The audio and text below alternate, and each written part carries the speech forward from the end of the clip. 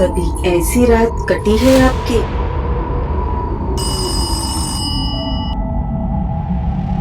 Hello.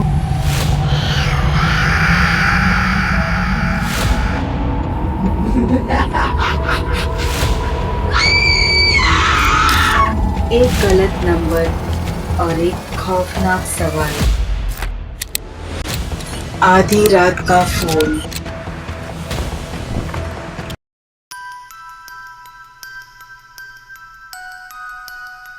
मेरा एक बड़े शहर में अकेली रहती है। वो एक व्यस्त जिंदगी जीती है और अक्सर देर रात तक अपना काम पूरा करती है। एक रात जब मेरा रोज की तरह अपना काम पूरा करके सोने चली गई, तो थकान के कारण बिस्तर पर सोते ही उसकी आंख लग गई। तभी करीब 2 बजे उसकी फोन की घंटी बजने लगी। घंटे की आवाज से मीरा की आंख खुल गई।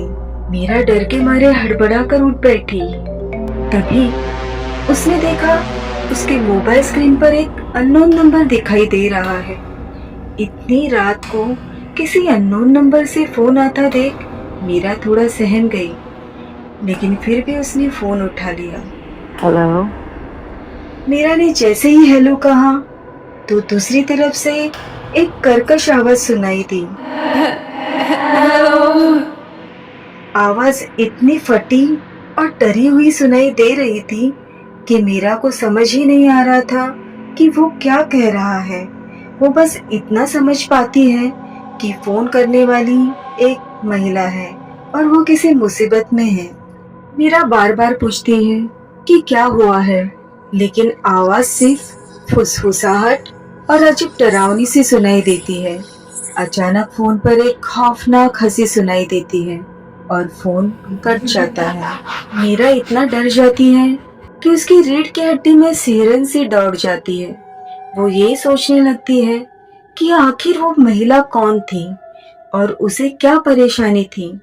तभी वो अपनी सहेली अंजलि को फोन करती है, लेकिन देर रात होने के कारण अंजलि फोन नहीं उठाती। पूरी रात मीरा को नींद नहीं आती। वो बार बार उस अननोन नंबर से फोन आने का इंतजार करती है। सुबह होते ही वो अपनी सहेली अंजलि को सब कुछ बता देती है। अंजलि मीरा को ये सब भूल जाने के लिए कहती है, लेकिन मीरा को वो डरी हुई आवाज और खौफनाक हंसी बार बार सुनाई देती है।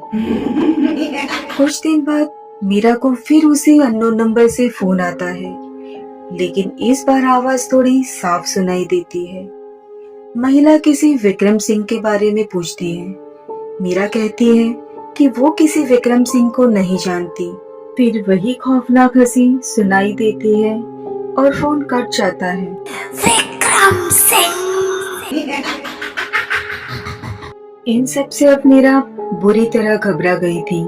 उसने फैसला किया वो पुलिस में इस बात की शिकायत करेंगी। पुलिस उसकी शिकायत दर्ज तो कर लेती है, लेकिन ज्यादा गंभीरता से नहीं लेती। मीरा अंजलि के साथ मिलकर उस अननोन नंबर का पता लगाने की कोशिश करने लगती है, लेकिन उनकी सारी कोशिशें नाकामयाब हो जाती है। हर रात मीरा को अब उसी अनजान नंबर से फोन आता है। हर बार आवाज थोड़ी साफ होती जाती है। महिला एक ही सवाल बार बार पूछती है, विक्रम सिंह कहाँ है? मीरा जवाब देती रहती है कि वो किसी विक्रम सिंह को नहीं जानती, पर वो आवाज उस पर यकीन नहीं करती। एक रात फोन पर तेज सांस लेने की आवाज आती है। उसके बाद एक खामोशी छा जाती है। सब कुछ शांत हो जाता है और फिर एक खौफनाक चीख के बाद फोन कट गया। मीरा सहमी हुई थी। उसने तुरंत ही अंजलि को फोन किया, लेकिन कोई जवाब नहीं मिला। सुबह होते ही मीरा पुलिस स्टेशन पहुंची। वहां पता चला कि अंजलि पिछली रात एक सड़क दुर्घटना में मारी गई। पुलिस ने मीरा को अंजलि का सामान सौंपा, जिसमें एक पुरानी डायरी थी। उसे लेकर मीरा घर आई। घर आकर मीरा ने डायरी खोली। आखिरी पन्ने पर अंजलि की लिखावट में सिर्फ एक नाम लिखा था, विक्रम सिंह। मीरा का दिमाग वही ठहर गया। उसके दिमाग में कई सवाल आने लगे थे। क्या अंजलि उस महिला को जानती थी? क्या वो उसी विक्रम सिंह को ढूंढ रही थी? उसी वक्त मीरा का फोन फिर से बज उठा। इस बार आवाज बिल्कुल साफ थी। महिला हंस रही थी। अब तुम जानती हो विक्रम सिंह कौन है ना? मीरा घबरा कर चिल्लाई, तुम कौन हो? क्या तुम अंजलि को जानती थी? वो मुझसे हंसते हुए बोली, हाँ, मैं अंजलि को बहुत अच्छे से जानती थी और तुम भी जल्दी जान जाओगी। और फोन कट गया। मीरा दहशत में थी। उसने तुरंत ही पुलिस को फोन किया, लेकिन फोन की दूसरी तरफ से सिर्फ व्यस्त होने की आवाज आ रही थी। रात कटने का नाम नहीं ले रही थी। हर मिनट, हर सेकंड मीरा को मौत का साया महसूस हो रहा था। आधी रात के बाद दरवाजे पर जोरदार धक्के पड़े। सहमी हुई मीरा ने आग से झांका। दरवाजे के पीछे एक लंबा साया खड़ा था। मीरा ने चीखने के लिए मुंह खोला ही था कि दरवाजा टूट गया और एक खौफनाक चेहरा सामने आया, विक्रम सिंह। सुबह पुलिस मौके पर पहुंची। कमरे में सिर्फ खून के छींटे और टूटा हुआ फोन मिला। मीरा का कहीं कोई पता नहीं था। सिर्फ दीवार पर खून से लिखा था एक नाम, अंजलि।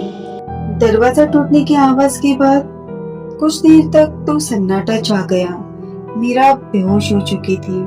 जब वो होश में आ गई तो वो एक अंधेरे कमरे में जंजीरों से बंधी हुई थी। कमरे में एक मंद सी रोशनी आ रही थी, जिसके सहारे उसने देखा कि एक डरावनी सी महिला सामने खड़ी है। वही महिला जिसकी आवाज फोन पर आती थी। महिला मुस्कुराई, एक ऐसी मुस्कान जो खून से भी ज्यादा खौफनाक थी। फिर उस महिला ने कहा, तो मिल ही गई तुम विक्रम सिंह की तलाश में? मीरा घबरा कर चिल्लाई, मैं कोई विक्रम सिंह को नहीं जानती। तुम कौन हो? मुझे यहाँ से निकालो। उस महिला ने हंसते हुए कहा, अरे बेवकूफ, विक्रम सिंह और कोई नहीं, तुम ही हो।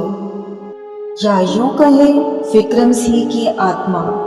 याद करो वो हादसा 10 साल पहले, जब तुमने नशे में गाड़ी चलाकर एक लड़की को मार दिया था। वो लड़की मैं थी, अंजलि। मीरा डर गई।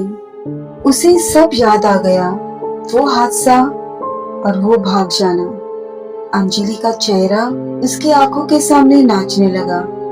मीरा कांपती हुई आवाज में बोली, तुम वो आवाज थी? तभी अंजलि की आत्मा ने कहा, हाँ, 10 साल से मैं तुम्हें ढूंढ रही थी। हर रात तुम्हें तड़पाना चाहती थी, जैसे तुमने मुझे तड़पाया था। अंजलि की आत्मा ने कमरे में रखी एक पुरानी तस्वीर उठाई। उसमें एक खुशहाल परिवार की तस्वीर थी, जिसमें मीरा और उसका एक छोटा बच्चा था। तस्वीर को देखकर अंजलि की आत्मा बोली, ये तुम्हारा बेटा है ना? लेकिन मीरा कुछ जवाब नहीं दे सकी, बस सिर झुकाकर रोने लगी। फिर अंजलि की आत्मा ने गुस्से से कहा, तुमने मेरा परिवार छीन लिया, अब तुम्हारी बारी है। कमरे में अचानक से अंधेरा छा गया। मीरा ने चीखना चाहा, लेकिन उसकी आवाज गले में ही अटक गई। फिर अंधेरे में हलचल सी होने लगी। अजीब सी आवाजें आने लगी, जैसे कोई रो रहा हो। और ये वो चीखें थी जिन्हें मीरा ने उस रात अंजलि के फोन पर सुनी थी। कुछ देर बाद अंधेरा छा गया। कमरा खाली पड़ा था। ना मीरा थी, ना अंजलि की आत्मा। बस दीवार पर खून से लिखा था, बदला पूरा हुआ। पुलिस कभी मीरा को ढूंढ नहीं पाई। वो मान गए कि कोई उसे अगवा कर ले गया है, लेकिन सच ये था कि अंजलि की आत्मा ने अपना बदला ले लिया था और विक्रम सिंह, या यूं कहें, मीरा को कभी शांति नहीं मिली।